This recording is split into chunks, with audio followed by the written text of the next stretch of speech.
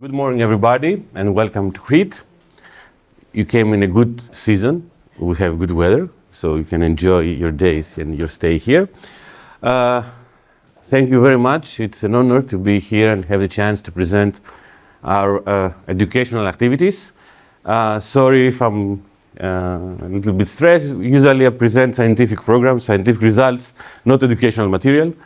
So I'm Spanakis. I am an academic researcher here in the School of Medicine, the University of Crete, and I'm an academic coordinator in a program regarding, it was stated before, regarding enhancing competencies and professional upskilling of healthcare personnel, of mobile healthcare personnel in the National Public Health Organization in Greece.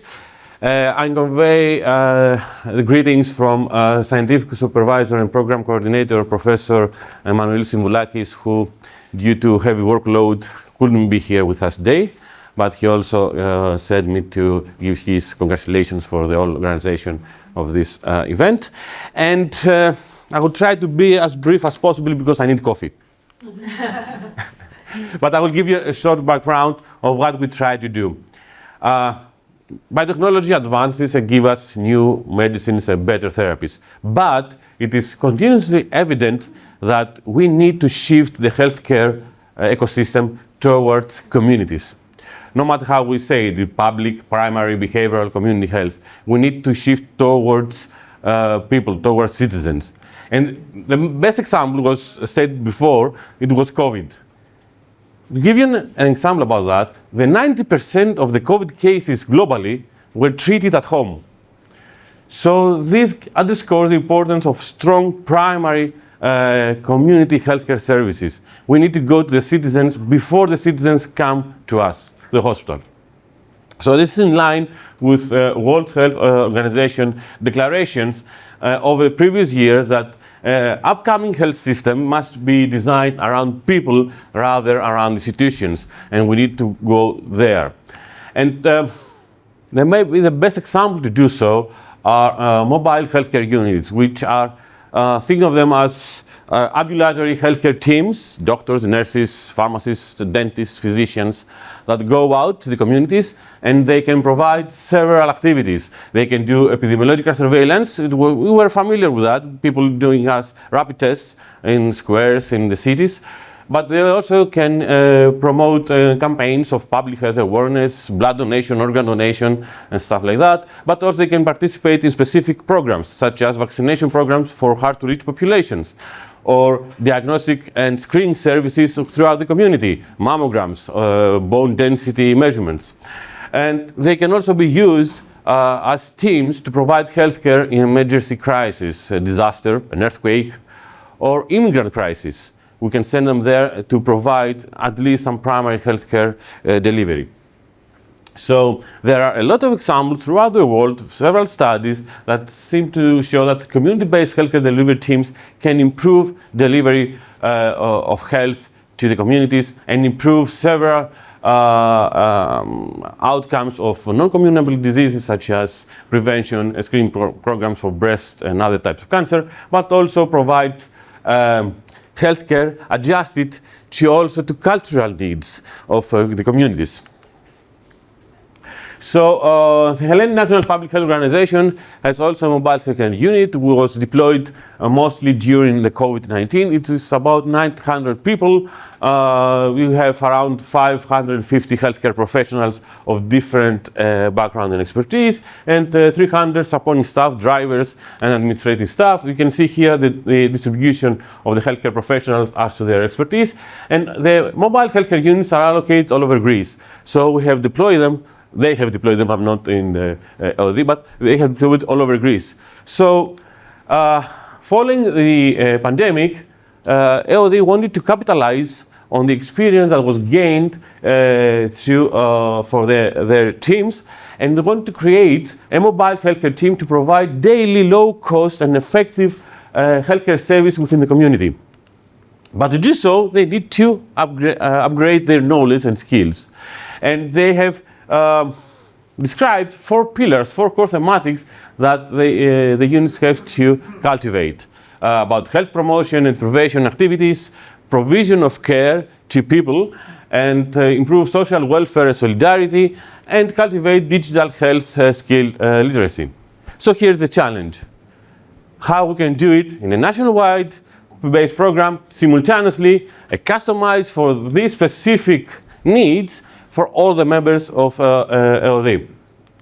So the Minister of Health and EOD came to the School of Medicine and asked us to design a program based also on the experience of KDV, that we, as we said, about programs on healthcare professionals, such as the one that is about advanced training in pharmaceutical science and community pharmacy. And following the program implementation agreement, we generated the customized program of enhancing competencies of mobile healthcare unit personnel for EOD. So I'll try to give you some details about the program. It was briefly, you can see it was a blended learning of fully online training program of 250 hours, hybrid format, live sessions and on-demand videos, and we had aligned with the sustainable goals of United Nations agenda. I will give you some more details about the program goals. We tried to cultivate cognitive skills as to healthcare delivery, improve psychomotor skills that facilitate collaboration in health-related issues, and also cultivate behaviors and attitudes towards social welfare and solidarity. A key element of the program was the educators that we employ to deliver the modules.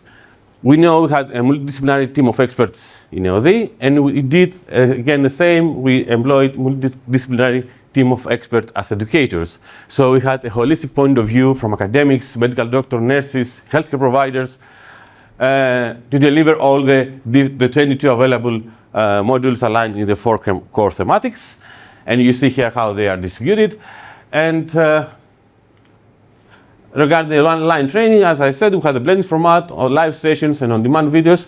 The live sessions was later available on demand, so everybody could watch it on its own time when they want it, if they missed a session. You can see here the allocation as to thematic area of the educators. And you see here the daily attendance of the members. For the live sessions, we did good. We had we brought them to sessions. They had around 91% daily attendance on average. So we want to know, did they learn anything? So we gave them a questionnaire before and after the training sessions, before the program, and we adjusted to the 4 core thematics equations. And here you see that for all core thematics, we have an increase in knowledge as to the answers that we got, the correct answers, the rate of correct answers, and it was a statistically significant way in almost all cases except for social welfare solidarity. And then we asked them to evaluate the program also, so we have a feedback regarding specific things such as organization, content, the sessions, the quality of the educators, the quality of KDV.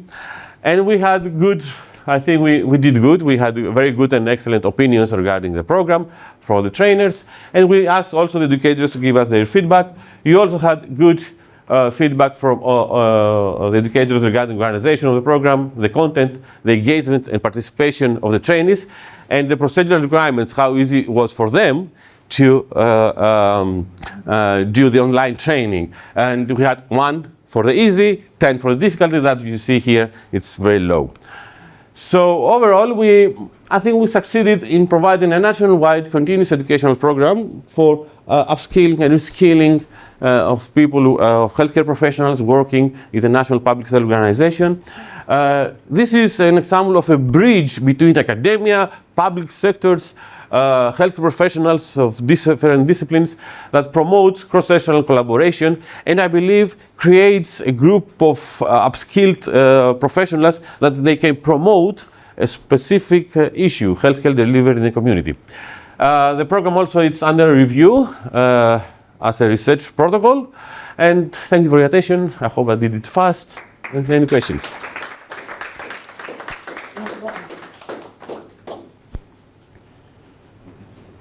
Questions? Wow.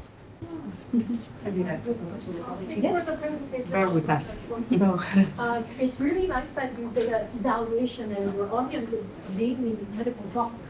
Mm-hmm. It has high evaluation. But my question is, there were some people, including did not like or had low points, can you share with us when you do this next time, how would you improve it? Or how to improve it? Okay. The personnel was not doctors. They were nurses and assistant nurses, medical staff, healthcare inspectors. So they had some basic medical knowledge on the modules. We tried to provide questions related with their activities. So for those that had low remarks, it was a question from EOD also. They wanted to do it again. We gave them time to do it again.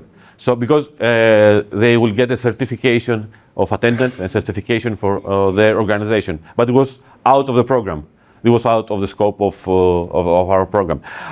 Also, we gave them, for everybody, we said it was a hybrid format, live sessions and on demand. But all the live sessions are recorded and was uploaded on the platform, so someone who couldn't attend could see it later. So they could, let's say, go for a revision of the presentation and see something that they didn't know or didn't answer correctly.